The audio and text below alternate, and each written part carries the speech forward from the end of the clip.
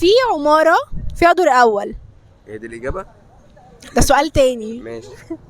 عماره بتتكون من دور واحد، الدور الاول ده بقى ايه؟ كل حاجه فيه صفرة، شبابيكه صفرة نزل ايدك، ونسوانه صفرة، وكل حاجه فيه صفرة، شبابيكه صفرة، السور اصفر، اللبس اصفر، الناس اللي جوه لابسه اصفر. ماشي. الدور التاني كل حد فيه برضو لابس اصفر، الشبابيك صفرة، البيبان صفرة، الناس صبغه شعرها اصفر، لابسه اصفر، اللبس المنشور اصفر. تفتكروا الدور التالت هيبقى لونه ايه؟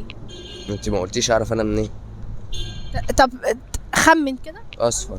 اشمعنى اصفر؟ عشان الاول والتاني اصفر، فهو اكيد بيت عيله، فالتالت هيبقى اصفر. هو بيت بيتكون من دور واحد، اول دور كل حاجه فيه اصفر، التكييف اصفر، السور اصفر، الشباك اصفر، اللبس اصفر.